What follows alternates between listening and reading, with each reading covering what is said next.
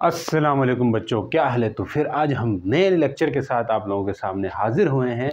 तो हम बात करने वाले हैं मोस्ट इम्पॉर्टेंट टॉपिक समझिए, और सबसे लंबी डेरिवेशन भी है इसकी, लेकिन इतनी लंबी है नहीं जितनी आपकी बुक में दी हुई है। इसके शॉर्टकट डेरिवेशंस भी हैं, थ्रू इंटीग्रेशन हम कर सकते हैं, तो वो वाला तरीका भी मैं बताऊँगा, ठीक है जी। तो उससे टेंशन ना लें। तो अब जो बुक वाला मेथड है हम इसी के थ्रू करेंगे। तो टॉपिक का नाम है ग्रेविटेशनल पोटेंशियल एनर्जी, और ग्रेविटेशनल पोटेंशियल को पढ़ने जा रहे हैं। तो इससे पहले के लेक्चर आप लोगों को कैसे लगे ज़रूर बताएं कमेंट करके। तो अब बात करना चाहते हैं ग्रेविटेशनल पोटेंशियल एनर्जी। जैसा कि हमने क्लास 9 में भी पढ़ रखा है कि जो ग्रेविटेशनल पोटेंशियल एनर्जी या जिसे हम पोटेंशियल एनर्जी कहते हैं या चेंज इन पोटेंशियल एनर्जी कहते थे, वो mgh के बराबर लिया जाता था।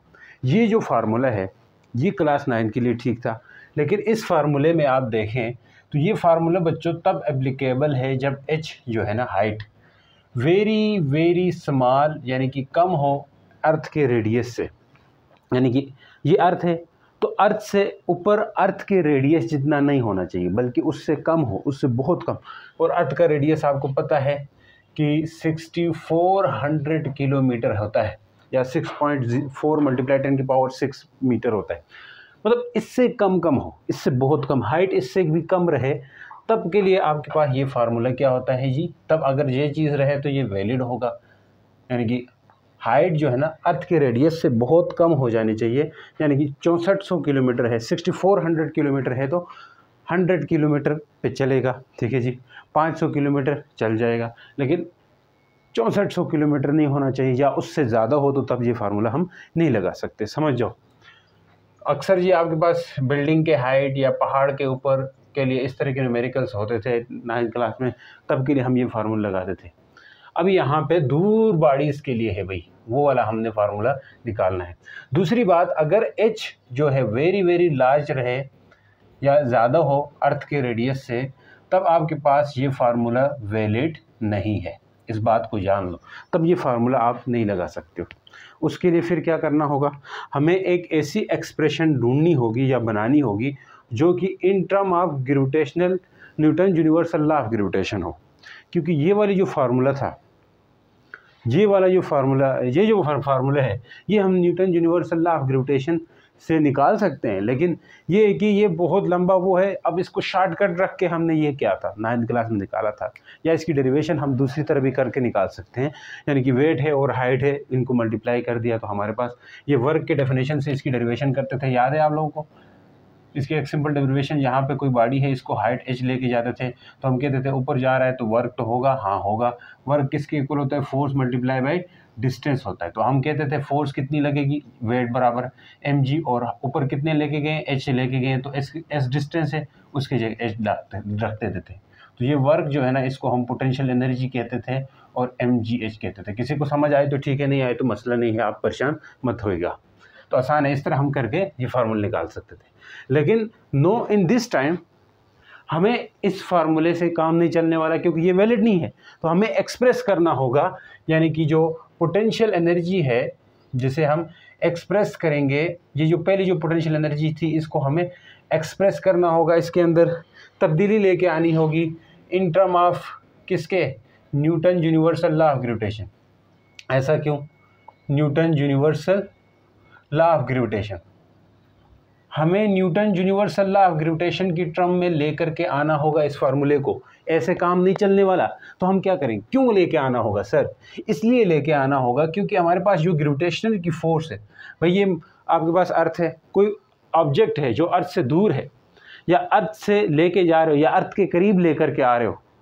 बेसिकली पोटेंशियल एनर्जी क्या है, यानी कि किसी भी बॉडी के अंदर एनर्जी स्टोर होना ड्यू टू किसकी वजह से, इन ग्रेविटेशनल फील्ड के अंदर, या अकेले पोजीशन की वजह से। ऐसे हम डेफिनेशन करते थे ना।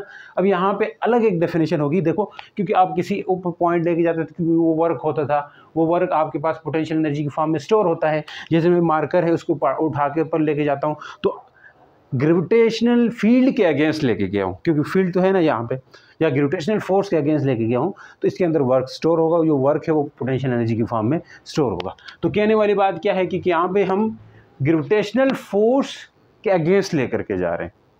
तो हमें ये देखना होगा कि जो ग्रेविटेशनल फोर्स है वो तो ऑब्जेक्ट के ऊपर जो फोर्स लगाती है वो इन्वर्सली प्रोपोर्शनल होती है। मतलब एक ऑब्जेक्ट आप ऊपर लेके गए हो मैस m, तो अब इनके बीच में जो फोर्स है वो तो आपने कही थी कि 1/r² के इन्वर्सली प्रोपोर्शनल होगी। कहाँ से? Newton universal law of gravitation, पहले लेक्चर में हमने ये कहा था कि ये इन्वर्सली प्रोपोर्शनल होती है। भाई जितना आप r बढ़ाते जाओगे उतना आपके पास फोर्स उतनी ही तेज़ी से कम होती जाएगी। ऐसा था कि नहीं? हाँ सर था। तो इसलिए हमें इस फार्मूले के तनाजुर में या इस फार्मूले की से रिलेटेड हमें एक फार्मूला बनाना होगा जिसे हम ग्रेविटेशनल पोटेंशियल एनर्जी के लिए बनाएंगे। समझ गए बात? हाँ सर समझ गए। बेसिक से लेके जा रहा हूँ, बिल्कुल बेसिक से, टेंशन मत लो, हर एक को समझ आएगी। अब देखें, हम किसी एक जगह से हम ऑब्जेक्ट को दो तरह से लेके जा सकते हैं। इन्फिनिटी से लेके अर्थ के सरफेस के पास लेकर के आ सकते हैं या सरफेस के ऊपर लेके आ सकते हैं। हमारे बुक में जो है हम उस हिसाब से चलेंगे। बाद में जब आप लोगों का माइंड सेट हो जाएगा तो फिर हम और शॉर्टकट्स तरीके ढूंढ के हम निकालेंगे। गलत तरीका नहीं है वो, ठीक है फिज़िक्स के लिहाज से। अब आप नए नवेले हो तो इसलिए हम बुक वाली चीज़ें ही फॉलो करके करेंगे, ठीक है। बाद में जो वन शॉट लेक्चर्स होंगे उसके अंदर हम ये चीज़ें शॉर्ट ट्रिक्स, इन बड़ी डेरिवेशन को शॉर्ट करके कैसे करेंगे, ये सब चीज़ें हम करेंगे, ठीक। तो अब यहाँ पे हम ऑब्जेक्ट को हमारी बुक के हिसाब से इन्फिनिटी मतलब बहुत दूर, इन्फिनिटी क्या है अब ये समझो। अब यहाँ पे बायो वाले स्टूडेंट है तो मसला होगा, मैथ वाले तो समझ जाओगे। इन्फिनिटी ये साइन इन्फिनिटी का होता है। इन्फिनिटी का मतलब ये होगा कि ऐसा डिस्टेंस जहाँ पे ये जो फोर्स है ये ज़ीरो हो जाए, ये फोर्स ज़ीरो हो जाए, यानी कि ये डिस्टेंस बहुत ज़्यादा हो जाए, यानी कि यहाँ पे जो वैल्यू है आर की जो वैल्यू वो बहुत बड़ी वैल्यू हो। तो 1 डिवाइड बाई इन्फिनिटी, किसी भी नंबर को इन्फिनिटी से डिवाइड कर, इन्फिनिटी बहुत बड़ा नंबर है तो वो ज़ीरो आ जाती है फोर्स। हाँ सर फिर भी नहीं समझ आई, फिर भी नहीं समझ आई। इन्फिनिटी से जब भी किसी नंबर को जितने बड़े नंबर से डिवाइड करते जाओ तो वैल्यू उतनी छोटी हो जाती है, छोटी कम होती जाती है।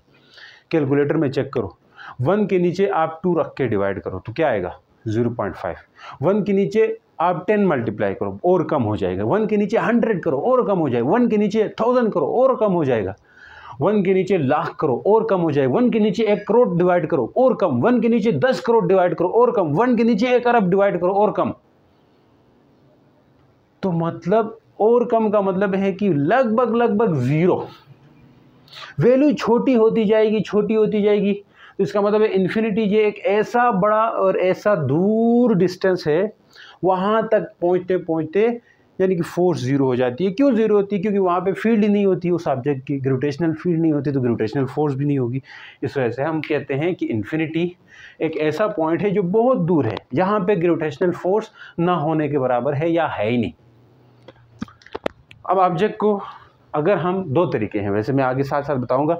एक तरीका है इन्फिनिटी से ज़मीन की तरफ लेके आना, एक है ज़मीन से इन्फिनिटी की तरफ। भाई वर्क के साइन में फ़र्क आएगा, बाकी कोई फ़र्क नहीं, क्योंकि ये कंजर्वेटिव फोर्स है, पाथ पे डिपेंड नहीं करते। आप पाथ सीधे लेके जाओ, टेढ़े लेके जाओ, आपके नीचे से ऊपर ले जाओ, ऊपर से नीचे आओ, तो वर्क तो सेम आएगा, क्योंकि gravitational force is a conservative force, ठीक है।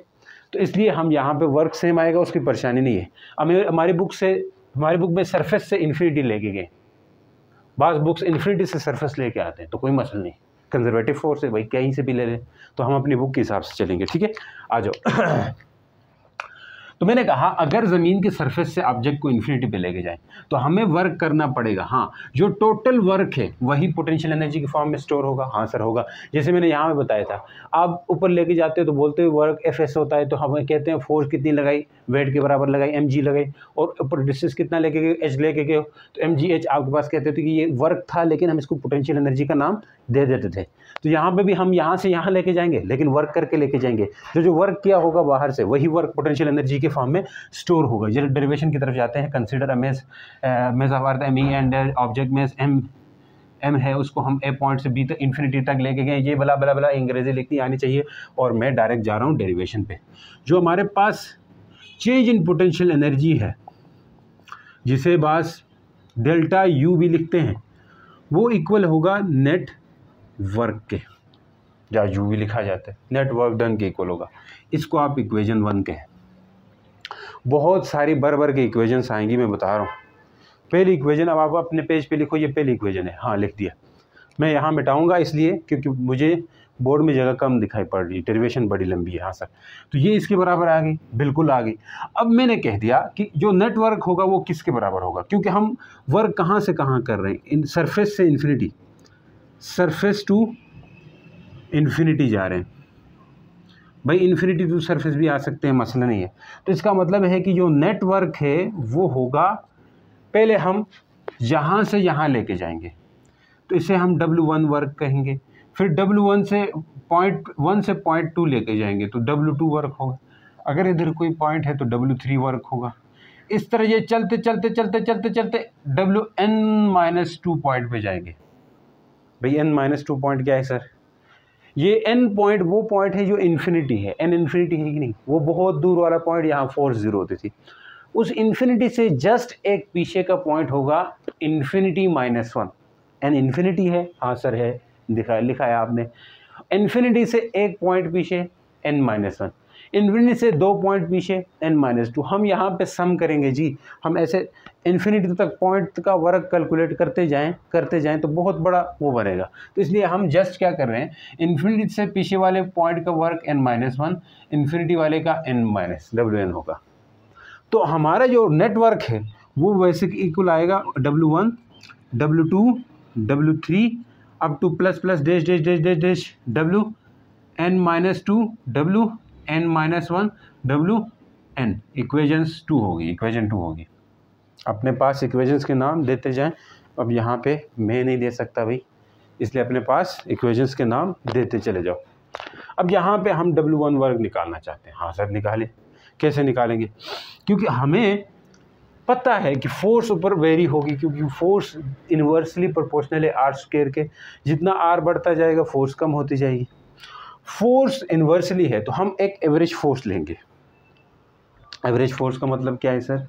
एवरेज फोर्स का मतलब ये है कि हमें एवरेज फोर्स इसलिए ले रहे हैं क्योंकि फोर्स जो है ना एकदम तेज़ी से घट रही है, कम हो रही है। फोर्स कांस्टेंट नहीं है, मतलब ये है फोर्स कांस्टेंट नहीं है। तो यहाँ से यहाँ कांस्टेंट फोर्स तो नहीं है, वेरी होती जा रही। तो हम फोर्स को कांस्टेंट रखने के लिए बच्चों फोर्स का एवरेज लेंगे, क्योंकि सबसे पहले अर्थ के सरफेस से हमें पहले पॉइंट तक जाना है तो उसे हम W1 वर्क कहेंगे। तो अर्थ के सरफेस से पहले पॉइंट तक जो हम जाएंगे वो है डेल्टा R जाएंगे। डेल्टा R मतलब स्मॉल डिस्प्लेसमेंट, बहुत थोड़ा थोड़ा डिस्प्लेसमेंट लेंगे। क्यों थोड़ा थोड़ा लेंगे? थोड़ा थोड़ा लेने से हमारे पास जो वर्क है, जो फोर्स है, वो नियरली कांस्टेंट हो जाएगी। आपको फर्स्ट ईयर की एक याद दिलाऊं, एक पॉइंट A एक पॉइंट B होता था, इनके बीच में वर्क करते थे, याद है? तो हम इस तरह डेल्टा R1, फिर डेल्टा R2, फिर delta R3 up to delta RN करते थे। तो फोर्स तो यहाँ पे वेरी होती थी इस तरह। याद आ रहा है कुछ? हाँ, वर्क डन कैलकुलेट करने के लिए work done by variable force, इस तरह FN होती थी फोर्स। सबका वर्क इस तरह हम समीशन का साइन लिखते थे। याद आ रहा है कि नहीं? FI delta RI। हाँ सर आ गया। तो इस तरह हम ये वर्क निकालते थे क्योंकि कांस्टेंट हो जाए। यहाँ पे भी सेम वही फंड है भाई। डेल R है, डेल R का मतलब है कि आपने R1 तक गए। देखो इधर से ज़मीन के सेंटर से लेके इधर 0 तक डिस्टेंस कितना है? आप कहेंगे सर RE है। कितना है? RE है। अब मैं पूछूं ज़मीन के सेंटर से लेके इस R1 तक कितना डिस्टेंस है? आप बोलेंगे सर R1 है कि नहीं? है सर। अब हम 0 से 1 तक गए तो उसमें डिस्टेंस कितना कवर हुआ? डेल्टा R कवर हुआ। तो हम कह सकते हैं कि जो W1 है, आराम से समझो, टॉपिक आपको मुश्किल लगेगा क्योंकि पहली दफ़ा आप ऐसी बड़ी डेरिवेशन करने जा रहे हो। तो इसके शॉर्टकट तरीके भी बताएंगे, टेंशन मत लो। अभी बुक वाली चीज़ करो, लेकिन लाजमी नहीं यही करके आओ पेपर में, और तरीके भी बताऊँगा। और डेरिवेशन शार्ट वाली इंटीग्रेशन से, भले आपको मैथ नहीं आती है या इंटीग्रेशन नहीं आती, फिर भी इंशाल्लाह हो जाएगा। तो मैं कह रहा हूँ कि W1 क्या आएगा? W1 बेसिकली हमने यहाँ से यहाँ लेके जाते हुए एवरेज फोर्स कंसीडर करनी है। तो इसलिए हम एवरेज फोर्स कंसीडर करेंगे। एवरेज फोर्स और डॉट डेल्टा R डिस्प्लेसमेंट, यहाँ से यहाँ जाते हुए डिस्प्लेसमेंट डेल्टा R हुआ। अब आपको पता है जब भी डॉट प्रोडक्ट हटेगा तो cos थीटा आएगा। आप कहेंगे सर हाँ आएगा। तो हमें ये पहले ये वर्क, फिर ये वर्क, फिर ये सारे वर्क निकालने। तो देखो पहले वर्क निकला है तो बाकी चीज़ें आसान है आपके लिए। मैं कहता हूँ एवरेज फोर्स निकालो, तो मैंने कहा एवरेज फोर्स को छोड़ो सर, अभी ज़रा डॉट प्रोडक्ट हटा के cos थीटा लगा लेते हैं। हाँ, एवरेज फोर्स को बाद में। अब देखें यहाँ पे ऑब्जेक्ट जो है जो ऊपर जा रहा है तो इसका डिस्प्लेसमेंट ऊपर हो रहा है, क्योंकि यहाँ मेस है तो उसको हम ऊपर लेके गए तो डिस्प्लेसमेंट ऊपर हो रहा है, लेकिन ग्रेविटेशनल फोर्स जो है वो नीचे है, तो इसका मतलब है इनके बीच में एंगल 180 है। तो यहाँ पे cos 180 लगेगा, बिल्कुल लगेगा सर। तो डेल्टा W1 क्या आएगा, force average into delta r cos क्या आएगा बच्चों, 180 आएगा, बिल्कुल आएगा। अब इधर से इधर पहुँचाओ, हाँ पहुँच गए सर। तो डेल्टा W1 इक्वल टू यहाँ से अगर cos 180 की वैल्यू क्या होती है, -1 होती है, तो माइनस पीछे आ जाएगा, माइनस एवरेज फोर्स, और ये होगा cos, हाँ यार बस का डेल्टा आर, हाँ cos तो गया इसलिए माइनस आया, पीछे मैंने लिख दिया। अब इसको आप इक्वेशन 3 कह दीजिए। हाँ सर कह दिया। अब एवरेज फोर्स निकालना है। एवरेज फोर्स जब लेते हैं तो हम डिस्टेंस को भी एवरेज लेंगे, क्योंकि फोर्स जो है मैंने कहा था फोर्स क्या है, कांस्टेंट नहीं है, वेरी हो रही है, आर स्क्वायर से घट रही है, कम हो रही है, तो चेंज हो रही है, कांस्टेंट नहीं है। तो फोर्स वेरी हो रही, तो हमें इस डिस्टेंस का एवरेज लेना होगा। बाकी तो मसला नहीं करेंगे ना, क्यों, क्योंकि यहाँ पे आपके पास GMEM होता है, तो भाई मैस ऑब्जेक्ट का कांस्टेंट है, चेंज नहीं होगा। एक जगह से दूसरी जगह लेके जाएं तो मैस तो कांस्टेंट होता है, मैस ऑफ अर्थ भी कांस्टेंट है, जी भी, तो वेरी ये चीज़ हो रही है, रेडियस हो रहा है।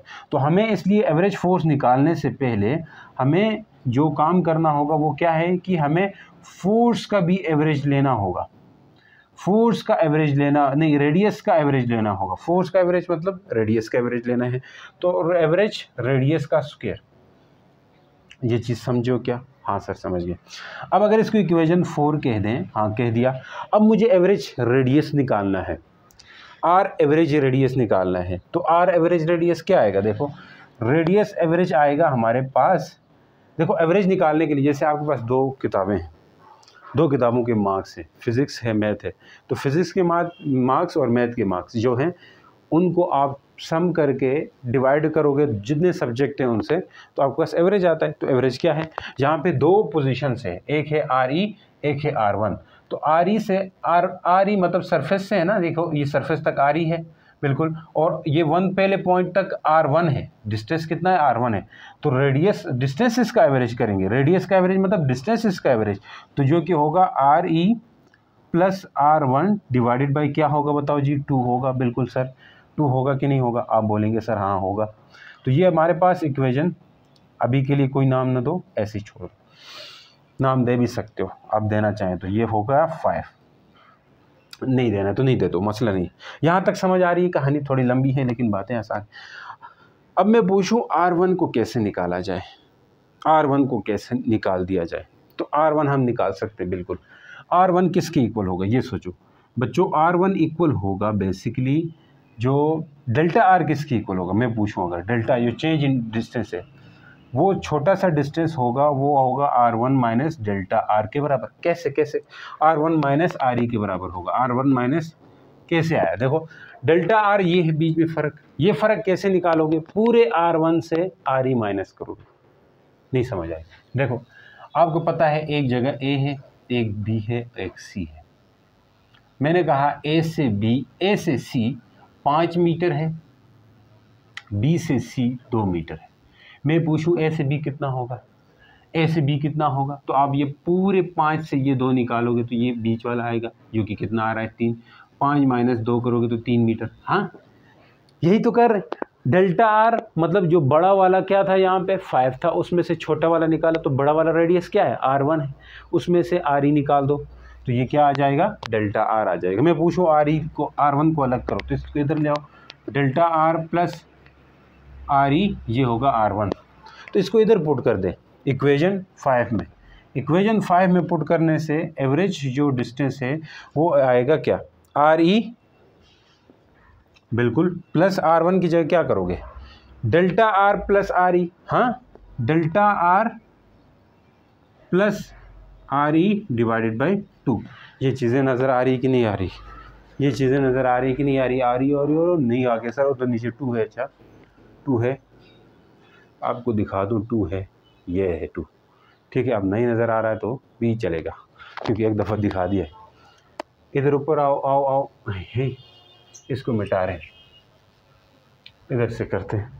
तो जो आर एवरेज है वो हमारे पास क्या आएगा, 2 दफ़ा RE इधर भी RE इधर ही, 2RE कर सकते हैं। प्लस डेल्टा आर, ये आर समाल है, ये कैपिटल कैसे हो गया मुझसे, डेल्टा आर डिवाइडेड बाई क्या है 2 है। अब ये 2 दोनों के नीचे लिखेंगे, हाँ सर, तो ये 2RE/2 plus delta R by 2 से कट आउट हो जाएगा, एवरेज डिस्टेंस होगा RE plus delta R by 2 हो गया। यहाँ तक समझ गए हो। लेकिन सर एक बात है, क्या बात है, यहाँ पे जो एवरेज फोर्स में जो रेडियस था उसके ऊपर स्क्वायर है, वहाँ तो हमने बगैर स्क्वायर का निकाला है, तो आप स्क्वायर करें, इसलिए आपने स्क्वायर करना है, इसलिए इधर दोनों तरफ यहाँ पे भी स्क्वायर और इसके ऊपर भी स्क्वायर किया। जो नज़र भी आ रहा है आपको, हाँ बिल्कुल आ रहा है। अब यहाँ से क्या करोगे, a plus B whole square का फार्मूला आपने बचपन में पढ़ रखा है, जो कि किसके बराबर हो गया, a square plus B square plus 2ab के बराबर होता है, ऐसा है कि नहीं।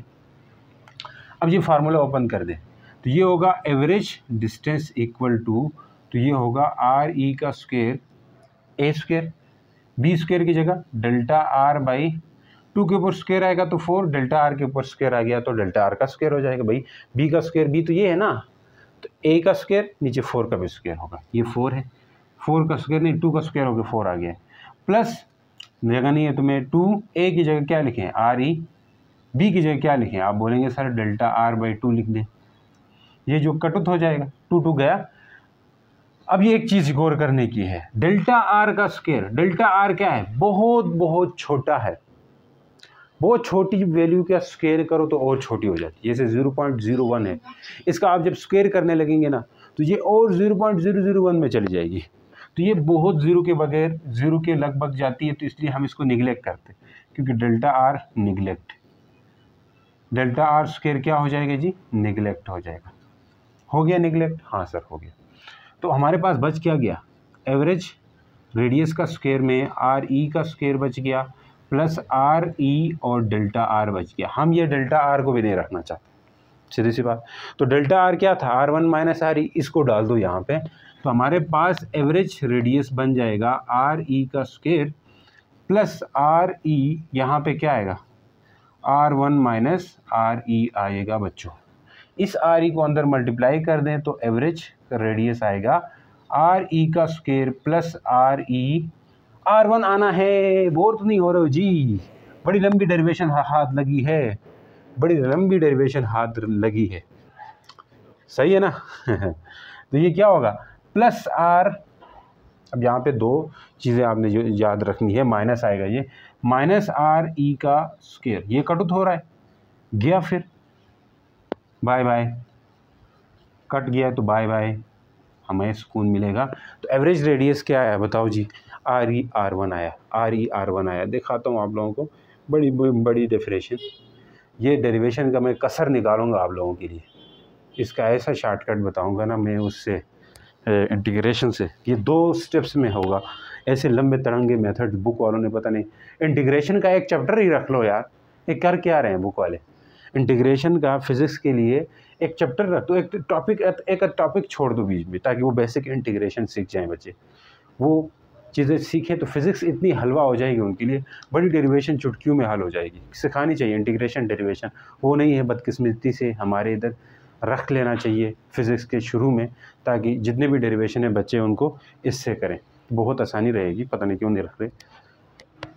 आ जाएं आ जाएं आ जाएं आ जाएं आ जाएं आ जाएं आ जाएं आ जाएं आ जाएं आ जाएं, वो चाहते हैं कि तुम लोग बस इंटीग्रेशन करो ही ना, डॉक्टर बनना है तो इंटीग्रेशन, भाई फिज़िक्स पढ़नी तो मैथ तो चाहिए होती है ना, ऐसा नहीं। अब ये इक्वेशन आपके पास याद हो, मैं बाद में ये डायरेक्ट लिखूंगा, इसलिए ये इक्वेशंस याद हो, आपको याद होंगी सर।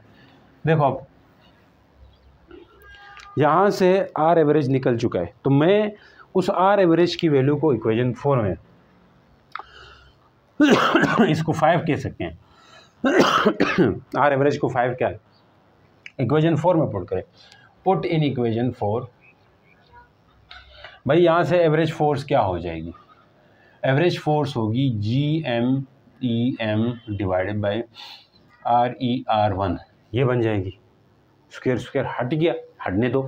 अब इस एवरेज फोर्स को यहाँ पे डाल दिया जाए इक्वेशन 3 में, इक्वेशन 3 एम्प्लाइज, तो ये वर्क W1 है minus GME M divided by R E R one कुछ नहीं किया, इसकी जगह लिखा है मैंने माइनस लिखा और डेल आर आगे लिख देंगे। जहाँ तक समझिए बच्चों आराम से, यस सर समझ चुके। अब यहाँ हम छोटे छोटे डिस्प्लेसमेंट दे रहे हैं ताकि, क्योंकि फोर्स वेरी हो रही है, सब कुछ बातें मैंने बदलाई आपको।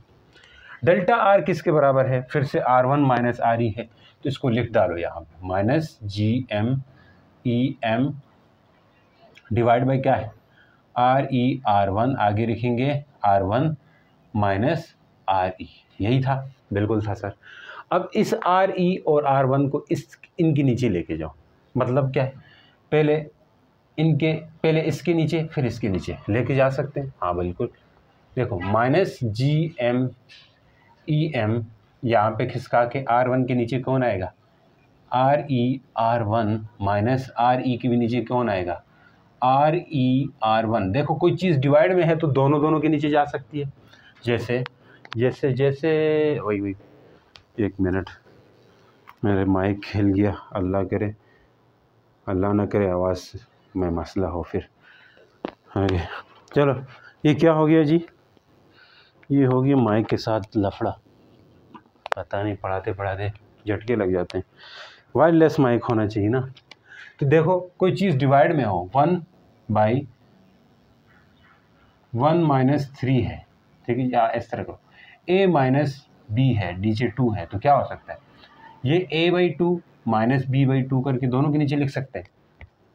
सेम चीज़ यहीं पे हुई, ये चीज़ दोनों के नीचे जा सकती है, R1 के नीचे भी आर ई के नीचे, वही हुआ, तो कटुत हो जाएगा R1 R, ये और ये कटुत हो जाएंगे, तो भाई W1 क्या आएगा minus G M E M 1/RE minus 1/R1। एक चीज़ यहाँ जहन में रखने वाली बात, ये W1 पहला वर्क आया, हमें इसी तरह दूसरा वर्क भी निकालना है, तीसरा भी निकालना है। सर कितना लंबा होगा, नहीं अभी नहीं, बस सबका जो वर्क है वो हमने पकड़ लिया, सारे वर्क हम अब निकाल सकते हैं। क्योंकि पहला वर्क निकालते हुए हमने क्या देखा उसको गौर करो, वही चीज़ अगले वर्क में भी रिपीट हो जाएगी, क्योंकि सेम पैटर्न अगले में, अगर आप लंबे मेथड से करते जाओगे, कैलकुलेट करते जाओगे, तो आपकी वैल्यू वही आएगी जो मैं डायरेक्ट बताऊंगा यहाँ पे। तो इसलिए आपने जो डायरेक्ट है उस तरीके को याद रखो। ये आपके पास पहला पॉइंट का रेडियस है और ये दूसरा पॉइंट का रेडियस है। जैसे पहला पॉइंट यहाँ पे ये था, इसका रेडियस आर ई था और दूसरा पॉइंट का रेडियस R1 था। तो पहले जब वर्ग निकालते हो बाहर हर एक में यही आएगा, लेकिन पहला पॉइंट का रेडियस माइनस दूसरा पॉइंट का रेडियस, शुरू यहाँ से क्या था, गए यहाँ पे, ठीक है जी, हम ऊपर इन्फिनिटी तक जाना चाहते हैं, तो हमें शुरू माइनस आखिर, समझ गए, उल्टा चल रहा है, पहला माइनस दूसरा, पहला आर ई दूसरा R1। अगर हम R1 से R2 जाएंगे तो उसी को W2 कहेंगे वर्ग, R1 से R2 जाएंगे उसी को क्या कहेंगे W2 कहेंगे। वहाँ पे इस 2 पॉइंट का रेडियस माइनस, यानी कि पहले पॉइंट का रेडियस यानी कि 1 का रेडियस माइनस 2 का रेडियस करेंगे। जैसे यहाँ पे 1 का रेडियस यानी कि पहले पॉइंट का रेडियस आर ई था, माइनस दूसरे पॉइंट का रेडियस R1 था, वही किया।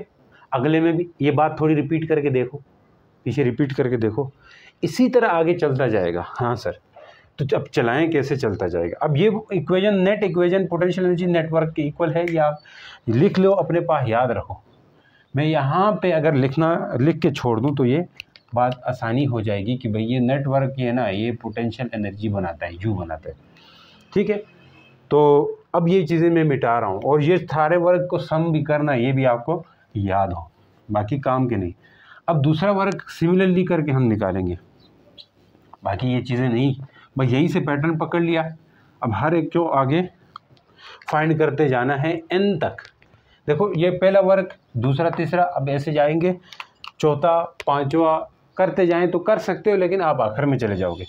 सिमिलरली W2 क्या होगा, इसी तरह GMEM, यहाँ पे पहला, आप यहाँ से यहाँ जा रहे हो, कहाँ से कहाँ जा रहे हो, ध्यान से ये सब मिटा रहा हूँ, नोट करना है नोट करें, नोट करना है, नोट तो कर दिया होगा, मैं साइड पे हूँ तो उस टाइम पॉज करके नोट करो।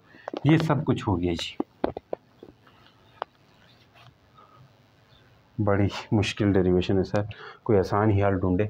मैं बताता हूँ वन शॉट लेक्चर्स के अंदर, सही है ये चीज़ें। अब आ जाओ यहाँ से जहाँ जब जाएंगे R1 से पहले पॉइंट से दूसरे पॉइंट जाना है, तो तब तो हमारे पास रेडियस R2 होगा, तो हमें पहला रेडियस माइनस दूसरा रेडियस करना होगा। कैसे करेंगे? तो W2GM1 पहला क्या है, R1 माइनस R2 हो जाएगा। इस बात को रख लो। कितनी इक्वेशंस हो गई थी? 3 से 4 5 6 हो गई, तो चलो ये 7 है, 8 है, 7 है, फिर ये 8 होगी। मसला नहीं है, इक्वेशंस का नाम आगे पीछे हो सकता है। इसी तरह W3 जो है वो क्या हो गया, माइनस GMEM। पहला रेडियस क्या होगा? W3 का मतलब क्या है, आप दूसरे से इसमें जाना चाहते हो, जाओ ही ना, चलो जाते हैं। यहाँ से दूसरे तीसरे पॉइंट पे जाना चाहते हो तो R3 होगा। तो पहला क्या है, दूसरे से गए हो ना, तो R2 माइनस R3 होगा। पहला माइनस दूसरा, R2 माइनस R3, बस इतना काफ़ी है। 9 इक्वेशन। अब इसका वर्क देखना चाहते हो तो भाई इससे पहले क्या होगा, ये पॉइंट, इससे पहले वाला पॉइंट n-3 होगा, तो उसका रेडियस भी क्या होगा, Rn-3। तो इसका तो रेडियस क्या है, n-2 है, और इस ऊपर वाले का रेडियस क्या है, पता लग भी रहा है, n-1 है, और आखिर वाले का रेडियस n ही है, पता लग रहा है ना। मैं पूछूं Wn-2 का वर्क बताओ, तो आप कहेंगे GMEM 1 बाई जो n-2 है उससे पीछे का radius n-3 minus n-2। 10 number equation हो गई है। कितनी की इक्वेशन होंगी? बहुत होंगी। आगे आ जाओ, n-1 का वर्क बताओ। आप कहेंगे सर बहुत आसान है, GMEM पहले, उससे पहले का n-2, बाद का n-1, ऐसा होगा ना, एक पहले जाना होगा। इसी तरह n का तो माइनस GME, भाई n का पीछे पॉइंट क्या है, n-1 है, तो n-1 माइनस 1 बाई n। आय हाय, ये 10 है तो ये 11, ये 12। अब टोटल वर्क के लिए क्या करना होगा, सबको सम, W1 प्लस W2, यही नेटवर्क होगा, और नेटवर्क पोटेंशियल एनर्जी के इक्वल है। हम पहुंच चुके हैं, आप टेंशन मत ले, आखिर हम पहुंच चुके हैं, आप टेंशन मत ले, आखिर में पहुंच चुके हैं। अब टोटल वर्क निकालना बड़ा आसान है। नेट वर्क निकालने के लिए हमें सबको प्लस करना होगा और सबको एक जगह सम करते जाना होगा, ठीक है जी। अब ये सबको सम करने के लिए जगह तो यहाँ बच नहीं रही है, तो लिहाजा मैं ऊपर वाली जगह को मिटाता हूँ, ये वाली W1 शबरदम श्रीवास्तव। हमको मिली है आपसे घड़ियाँ नसीब, पता नहीं क्या था, भूल गया, गाना ही भूल गया। चलो सर, कोई खैर है। शबरदम श्रीवास्तव। अब यहाँ पे आपने सब वर्क्स को प्लस करना है। भाई मैं ये जैसे हैं वैसे ही प्लस करता जाऊँगा। कैसे? यहाँ से मैं W नेट किसके इक्वल लेंगे, W1 plus W2 plus W3, आगे dash dash dash WN-2 n-1 plus NWN होगा। तो W1 लिखते हैं, ये नेटवर्क आ रहा है, नेट टोटल वर्क आ रहा है। W1 क्या लिखो, ये करके दिखाओ, M1 by RE minus 1 by क्या है, बोलो भूल भलैया माइनस GM, माइनस तो आएगा, M1 बाई पहला वर्क, भाई दूसरा है ना, R1 है, माइनस 1 बाई R2 होगा, बिल्कुल होगा, माइनस आगे चलते जाओ M, भाई W3 कर रहे हो ना, तो R2 पहले है, माइनस R3। ओए हाय सर, ये तो बड़ा आसान खेल था, हम तो ऐसे ही डर रहे थे। हाँ आसान तो है, लेकिन लंबा बहुत है, मैं बताऊं, लंबा बहुत है, लंबा। इसको शार्ट करेंगे हम। अब देखो डैश डैश है, आगे क्या है, dash dash dash dash dash dash plus, फिर ये WN-2 का मैं लिख रहा हूँ, ये आगे डैश डैश है, जगह कम थी इसलिए मैं नीचे आया हूँ। अब n-2 का वर्क किधर है, ये रहा, तो उससे n-2 से पीछे क्या होता है, n-3 होगा। भाई उससे भी पीछे जाओगे n-4 होगा, लेकिन n-3 से काम चलाओ, आगे लगो, माइनस GMEM क्या होगा, 1 माइनस n-2 होगा, फिर 1 बाई n-1 होगा, प्लस नहीं माइनस जी पहुँच गए हम 1/n टोटल वर्क हो गया भाई, ये आखिर में n है। क्या ये चीज़ें नज़र आ रही है? क्या ये चीज़ें छोटी छोटी करके लिखी है, नज़र आ रही है? जूम आउट करो, जूम आउट करो। राइटिंग शाइटिंग टेढ़ी हो गई है, माजरत खा हैं आपसे। सब मिटा दें, मिटा दें। सभी को खुदा की खुदाई ने मारा, मुझे यार तेरी जुदाई ने मारा।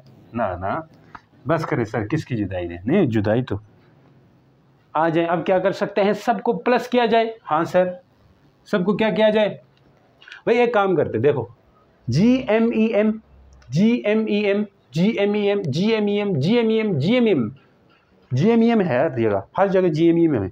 इन GMEM को हम बाहर ले सकते हैं, यानी कि कॉमन कर सकते हैं इसको। मेरा मार्कर दूसरा, मेरे हाथ में इतनी वो है, इसकी वजह से ये खुल ही नहीं रहे, पसीने आ गए। क्या करेंगे? -GMEM सबके पास है तो इसलिए कॉमन करो। अंदर वालों का हशर क्या होगा वो देख लो। RE -1/R1 भाई, ये माइनस के साथ साथ गया तो ये +1/R1। अब बोलेंगे सर ये माइनस होना चाहिए, माइनस प्लस या माइनस माइनस, ऐसा नहीं। ये माइनस के साथ बाहर चला गया, ये माइनस के साथ बाहर चला गया, ये माइनस के साथ बाहर चला गया, ये माइनस के साथ, ये माइनस के साथ। तो बस ब्रैकेट के अंदर जैसे के तैसे साइन के साथ हैं वही लिख लो भाई। ये प्लस के साथ था, मैंने प्लस लिखा, माइनस के साथ था, माइनस लिखा, ये प्लस के साथ है प्लस लिखूंगा, ये माइनस के साथ है तो माइनस लिखूंगा। कंफ्यूज मत हो, मैं भी हुआ करता था। प्लस के साथ है 1/R2 होगा, माइनस के साथ है 1/R3 होगा। चलते जाओ चलते जाओ चलते जाओ, चलते चलते 1/n-3 -1/n-2, हाय हाय, प्लस 1/n-2 -1/n-1, ये होगा प्लस 1/n-1 -1/n। होय होय सर ये क्या हो रहा है? सब कटिंग हो रही, सब कट रहे हैं, सबका कट रहा है। ये गया, ये गया, ये गया, ये गया, ये जा सकता है क्या? ये जा सकता है क्या? देखो क्या हो रहा है, कैसे जा सकता है? जब ये -1/R था उससे अगला बंदा कौन आया? प्लस वाला आया। जब ये -1/R2 था उससे अगला वाला क्या आया? प्लस वाला आया। जब ये -1/R3 है उससे अगला वाला क्या आएगा? प्लस वाला आएगा। ये कौन सी खेत की मूली है? ये वाले अपने अगलों से कटे हैं तो ये भी कटेगा। हैं? देखो दोबारा से, जब ये -1/R था उससे अगला क्या आया? +1/R आया। जब ये -1/R2 है तो उससे अगला क्या आया? +1/R2 आया। जब ये -1/R3 उससे अगला प्लस वाला आया तो कट तो हो जाएगा। जब ये माइनस में है, अब यहाँ पिछले आ जाएगा। जब ये देखो अगला प्लस में होता है तो उससे पिछला प्लस। अभी तो देखो ये प्लस के साथ था तो इससे पिछले क्या आया? माइनस के साथ आया। जब ये प्लस के साथ था उससे पीछे क्या आया? माइनस के साथ है। अब भाई ये प्लस के साथ है, उससे पिछला क्या आया होगा? प्लस आया, माइनस आया होगा तो कटुत हो जाएगा कि नहीं होगा? होगा सर। माइनस के साथ है उससे अगला प्लस के साथ कटुत हो गया, माइनस के साथ है उससे अगला प्लस के साथ है कटुत हो गया, तो ये -1/n हो गया। भाई हो सके इधर इस वीडियो के अंदर हम सिर्फ डेरिवेशन ही करने में कामयाब हो जाएं तो क्वेश्चंस इंशाल्लाह हम वन शॉट लेक्चर के अंदर रखेंगे। तो वीडियो काफ़ी लेंथी होती है, फिर बच्चे कहते हैं सर आपकी वीडियो बहुत लेंथी होती है, देखनी नहीं हो रही है कि। तो -GMEM बचेगा कौन? कौन बचे? कौन बचाओ? ये हमने ये एन पॉइंट क्या था? इन्फिनिटी था, तो इन्फिनिटी रख लेते हैं, इन्फिनिटी रख लेते हैं -GMEM, बस आगे 1/RE -1/∞। 1/∞ 0 आता है, शुरू में मैंने बात की थी, क्योंकि ये बहुत दूर की चीज़ है, इन्फिनिटी बहुत दूर की चीज़ है। भाई ये आपके पास सरफेस आया है, 8 सरफेस से लेके वहाँ तक। अब इस नेटवर्क को हम क्या करेंगे? पोटेंशियल एनर्जी के इक्वल, वैसे चेंज इन पोटेंशियल एनर्जी के इक्वल ले सकते हैं, तो चेंज इन पोटेंशियल एनर्जी के भी इक्वल ले लिया जा सकता है, और ये माइनस माइनस होके प्लस भी आ सकता है। खैर उस पर नहीं जाते। अब ऐसे है तो जैसे ही तो वैसे ही कर दो, GMEM डिवाइडेड बाई RE का स्क्वायर होगा। क्या होगा? RE का स्क्वायर होगा। पोटेंशियल एनर्जी हमेशा नेगेटिव आता है, यहाँ पे आपका work negative, work negative, work वैसे पॉजिटिव, वर्क नेगेटिव, अब अलग अलग आएंगे, लेकिन हम अजम्पशन देखो वर्क नेगेटिव आए पॉजिटिव आए, हमें उससे कुछ लेना देना नहीं। पोटेंशियल एनर्जी हमेशा नेगेटिव आएगी, ये बात याद रखें, पोटेंशियल एनर्जी हमेशा नेगेटिव आएगी। तो minus GMEM divide by R, ये आपके पास है एट सरफेस ऑफ अर्थ, हमेशा सरफेस ऑफ अर्थ लेके नहीं होता, कुछ कुछ हमें इस तरह भी लेना पड़ता है, MEM। भाई सरफेस नहीं, अगर मैं इधर पूछूं, मान के चलो इधर तक रेडियस RA है, तो अब मुझे RE तो नहीं लिखना होगा, उसके लिए मुझे सिंपल R रखना होगा। तो ये R कुछ भी हो सकता है। जब RE हो तो समझे ना कि ये सरफेस के ऊपर की बात कर रहे हैं, पोटेंशियल एनर्जी सरफेस के ऊपर क्या है उसकी बात कर रहे हैं। अब इसकी डेफिनेशन याद रखें। अब बुक के हिसाब से जो डेफिनेशन है मैं वही बताऊंगा आपको। The amount of work done यानी कि amount of work done to moving a body from earth surface to infinity या इनफाइनाइट डिस्टेंस, वो अमाउंट ऑफ वर्क डन जो किसी बॉडी को अर्थ सरफेस से इन्फिनिटी तक लेके जाने में स्टोर हुआ, जहाँ पे G की वैल्यू भी 0 होती है, where value of G is negligible, that is known as absolute potential energy. अब अलग अलग बुक्स में अलग अलग तरीक़ों से किया जाता है। तो एक तरह डेरिवेशंस जब हम इसको इंटीग्रेशन से करेंगे तब कंजर्वेटिव फोर्स के हिसाब से हम डेफिनेशन भी करते हैं, तो वो मैं आने वाले वक्तों में वहाँ बताऊंगा, आपको वन शॉट वगैरह देंगे। अभी के लिए बुक के हिसाब से फॉलो कर रहे हैं तो बुक के हिसाब से मैंने बता दिया। अगर ये बात समझ आ गई तो वो वाली बेशक ना करो, वो वाली बात मैं इसलिए करवाऊंगा वहाँ पे क्योंकि टाइम भी कम होता है आपके पास पेपर्स में, और आपने जाके क्वेश्चंस भी ज़्यादा करने होते हैं। मैं पेपर्स के टाइम इस चीज़ पे बिल्कुल बिलीव नहीं करता कि टॉपिक लंबे खींच के पढ़ा दिया जाए। आपको जस्ट मैं क्वेश्चन ज़्यादा दूंगा, टॉपिक को हल्का सा टच, पीछे वन शॉट लेक्चर जो पुराने बच्चे जानते हैं, मैं ज़्यादातर क्वेश्चंस पे फोकस करूँगा इस साल भी। तो वहाँ पे आपको इस तरह के क्वेश्चंस करा के ना पकवा दूँगा इंशाल्लाह। तो यहाँ पे क्या होगा जी, the amount of work done in moving a body from earth surface to infinity where value of G is negligible is known as absolute potential energy. Book के हिसाब से ये डेफिनेशन है। अब भाई अगर मैं कहूँ जो इन्फिनिटी है, जो इनफाइनाइट डिस्टेंस तक है, अब इसके कुछ नेगेटिव वैल्यू है, इसके ऊपर बात ग्राफ, बिल्कुल ग्राफ के ऊपर लाजमी बात करनी, मैं भूल गया था, ग्राफ जहन में आ गया, तो ग्राफ लाजमी करना है। अब ग्राफ में क्या है जी, बहुत आसान चीज़ें हैं, देख लो कैसे आसान चीज़, किस तरह की आसान है। अब ग्राफ को लाजमी आपने करना है कि अगर आपसे पेपर में सिर्फ और सिर्फ ग्राफ ड्रा करने के लिए भी पूछा जा सकता है, तो इसलिए ग्राफ देख लो, बड़ा आसान है। अब ये फार्मूले से ही बनाएंगे ग्राफ। अब ये ग्राफ बनाने के लिए हमें मैं कुछ, ये u की जो वैल्यू है minus GMEM divided by R, ये अदर देन अर्थ सरफेस है, ठीक है। अब यहाँ पे हो क्या रहा है, एक चीज़ देख लें, सब चीज़ें कांस्टेंट है, G कांस्टेंट है, ME कांस्टेंट है, मैं स्वाभाविक, ये सारे के सारे कांस्टेंट है कि नहीं, आप बोलेंगे सर हाँ है। तो वेरी U और R वेरी हो रहा है, तो मैं फ़िलहाल के लिए U को मैं Y1 लिख लेता हूँ और R को मैं X लिखता हूँ। तो ये इक्वेशन क्या बनेगी बताओ, Y equal to minus constant है, ऊपर कांस्टेंट ही लिखूँगा, कांस्टेंट मतलब कोई नंबर आएगा, नीचे X लिख सकते हैं। हाँ, अब इसका एक ग्राफ बनाएं। इसका ग्राफ कैसे बनेगा, देखो आप दो में आपके पास टेबल बनाऊंगा X और Y के, ये आपने 9th क्लास में करते थे। मैं इस चीज़ का बनाऊंगा ग्राफ, अब डायरेक्ट बनाने लगूंगा तो कंफ्यूज हो जाओगे, तो ये चीज़ समझो, फंडामेंटल है। Y एक तरफ, X एक तरफ। पहली दफ़ा हम X की वैल्यूज़ को हम ज़्यादा करते जाएंगे, Y की वैल्यू कम होती जाएगी, इन्वर्सली है ना, है कि नहीं है सर। अगर मैं X की कांस्टेंट को छोड़ दो, X की वैल्यू अगर मैं रखता हूँ भाई 2 + 2 रखता हूँ, बड़ी वैल्यूज़ रख रहे हैं, देखो Y की वैल्यू हमेशा नेगेटिव आएगी। X की वैल्यू 2 रखा क्योंकि Y की वैल्यू अब यहाँ पे रखते हैं, देखो Y इक्वल टू -1/2 होगा, ऊपर वाले को 1 समझो, कांस्टेंट है। 2 रखा तो Y की वैल्यू क्या आएगी, डिवाइड करो, -0.5 आएगा, -0.5 आएगी, आएगा नहीं। X की वैल्यू अगर मैं, ये हो गया, समझ आई बात।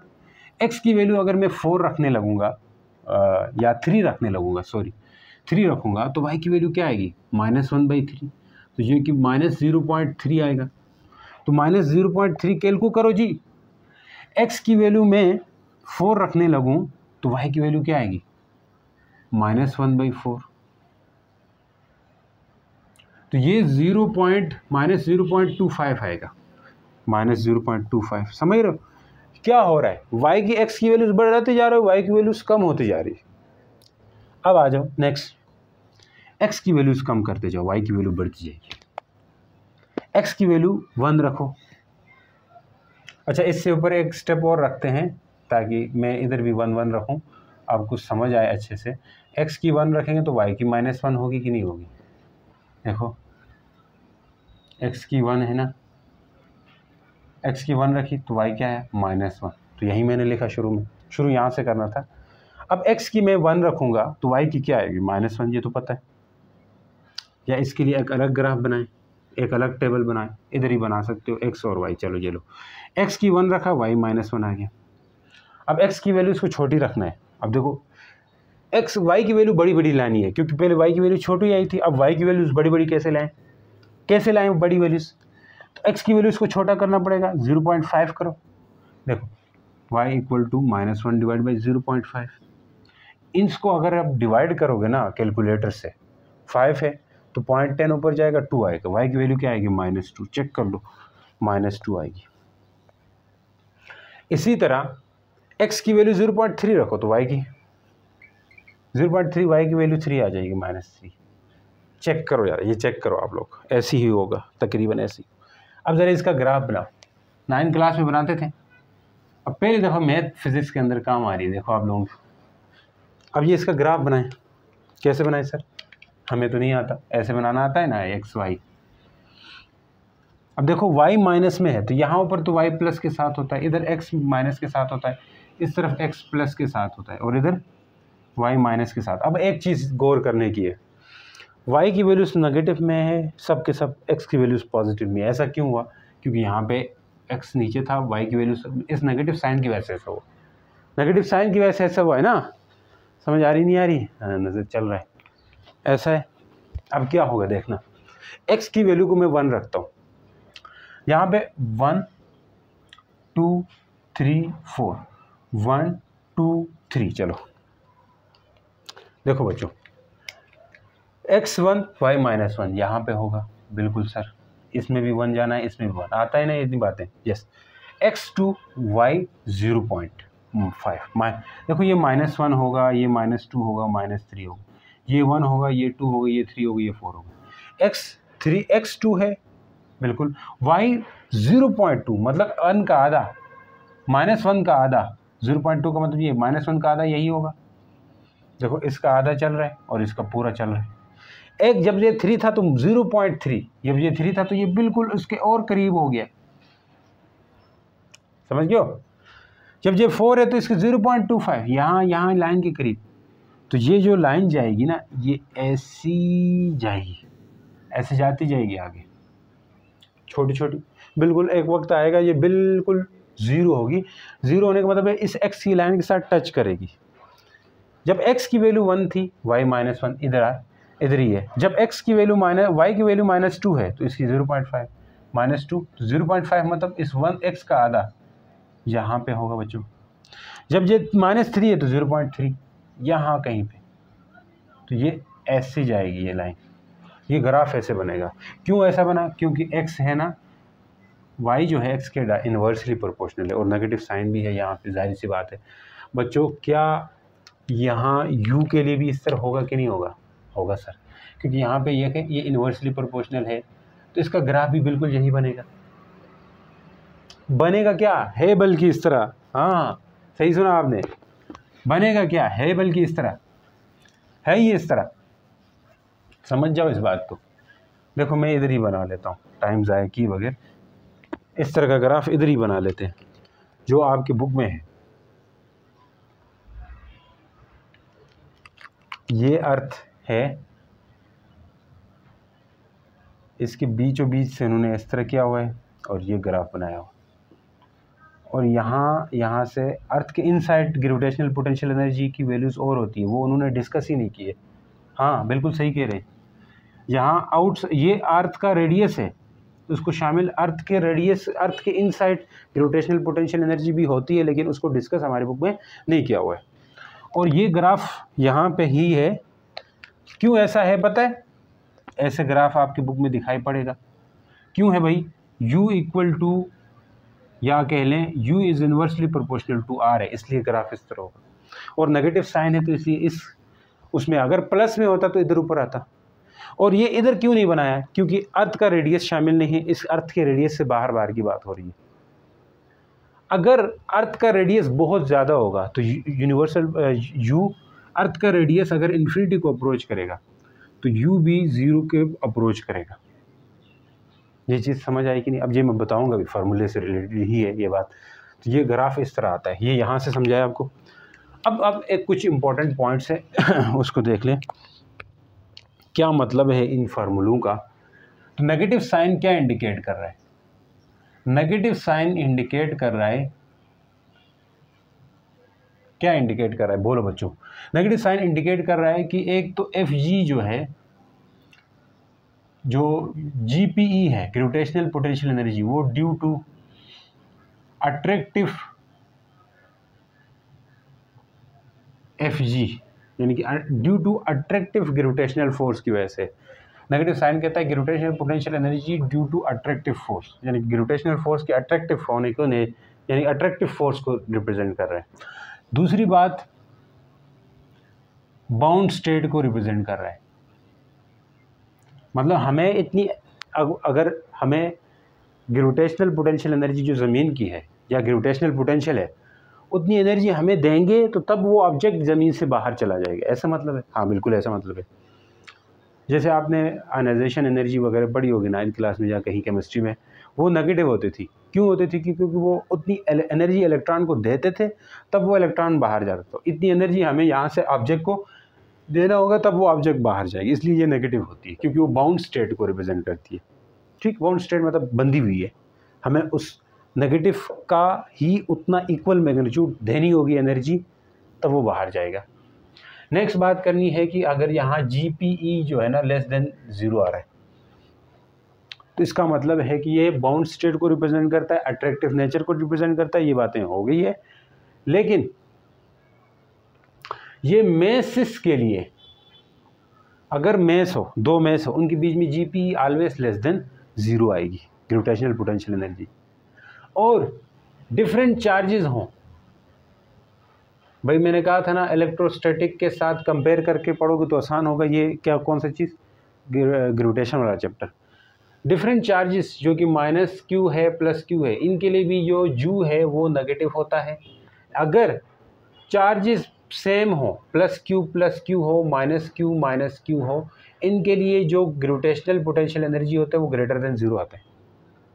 मैस इसके लिए अट्रैक्टिव होती है, हमेशा मैस अट्रैक्ट करते हैं, डिफरेंट चार्जेस भी अट्रैक्ट करते हैं। जो चीज़ अट्रैक्ट कर रही होती है उनके लिए ग्रेविटेशनल पोटेंशियल एनर्जी की वैल्यू नेगेटिव आती है, और जो चीज़ें रिपेल करते हैं उनके लिए ग्रेविटेशनल पोटेंशियल एनर्जी की वैल्यू पॉजिटिव आती है। बड़ी मज़े की बात है कि नहीं?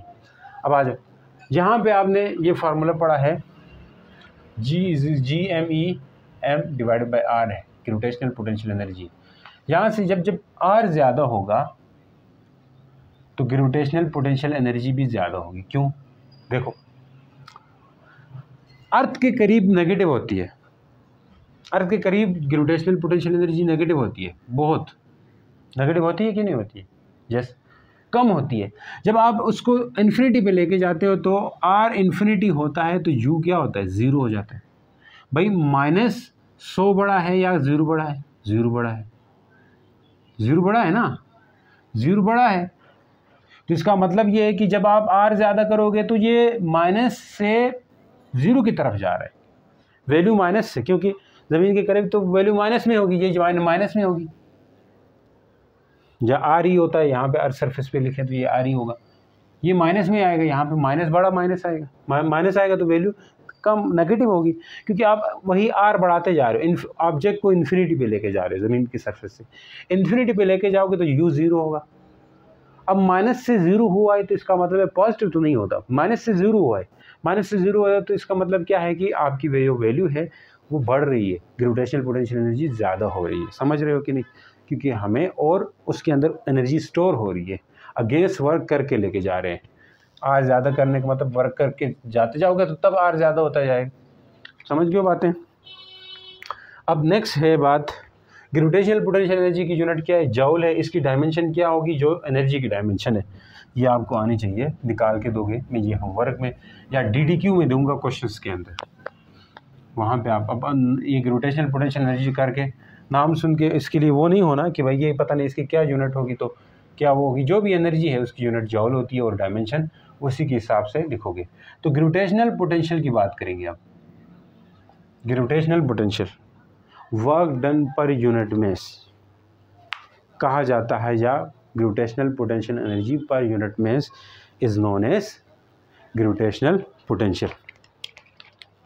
V से रिप्रेजेंट क्या आता है, U divided by M।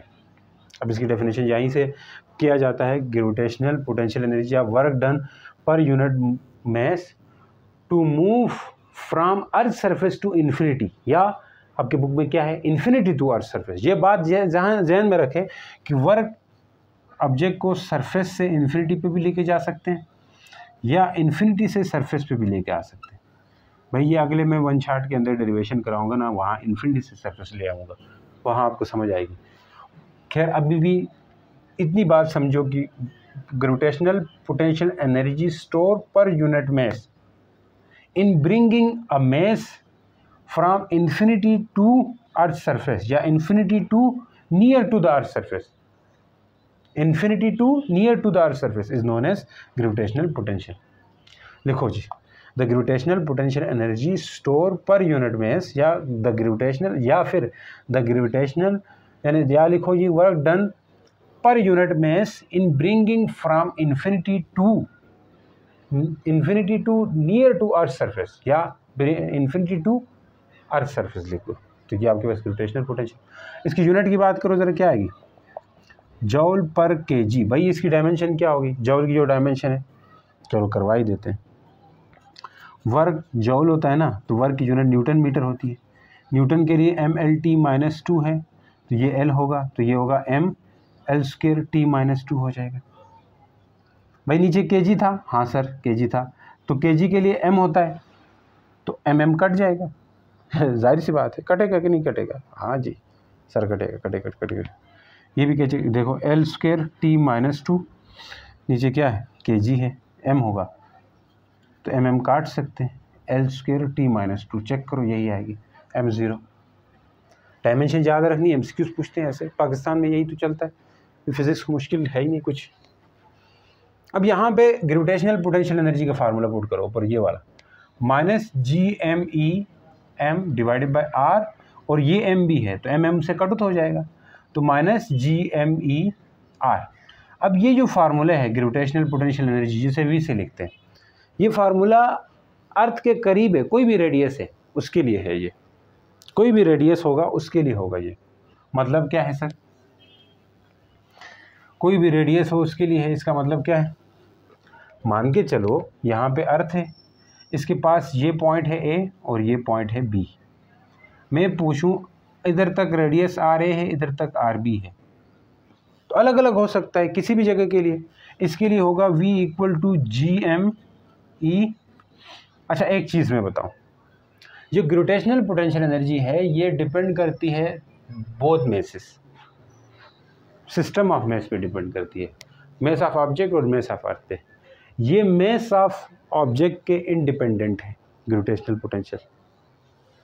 Potential जो सोर्स मेस है, सोर्स मेस मतलब जो अर्थ है उस पर डिपेंड करता है। ये चीज़ याद रखो, फार्मूले से बहुत कुछ मिलता है, फार्मूले के ऊपर जब गौर करने लगते हो ना, तो यहाँ पे RA आएगा, अगर आप A की बात करें तो वो VA इधर का पोटेंशियल होगा, उधर का पोटेंशियल क्या है VB है, वो होगा GME डिवाइडेड बाय RB होगा, समझ रहे हो। तो ये R जनरल है, अगर सरफेस के लिए V निकालना चाहते हो तो GME डिवाइडेड बाय RE आएगा, समझ चुके हो।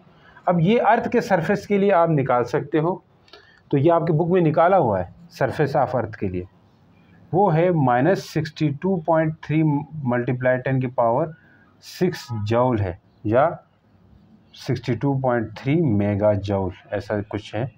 तो ये आप कैलकुलेट कर लेना है वहाँ से, ये ज़रूरी है, कहीं पेपर में पूछ न लें आपसे कि भाई अर्थ के सरफेस, फार्मूला पता है तो बस यार डाल देनी, वैल्यूज पुट कर देनी है, ईजी तो रहेगा, बड़ा सिंपल है। उम्मीद करता हूँ ये चीज़ें आप लोगों को सिंपल लगी। कैसे रहा लेक्चर हमारा? तो क्वेश्चंस नहीं हो पाए हैं तो उम्मीद मैं ये करूँगा वन शॉट लेक्चर के अंदर ये क्वेश्चंस आपसे निपटा दूँ। वहाँ पे डेरिवेशन भी थोड़ी शार्ट रखूँगा और क्वेश्चंस भी रख देंगे। तो अब मिलते हैं जी नेक्स्ट लेक्चर के अंदर, तब तक के लिए गुड बाय, अपना ख्याल रखिएगा, अल्लाह हाफिज़।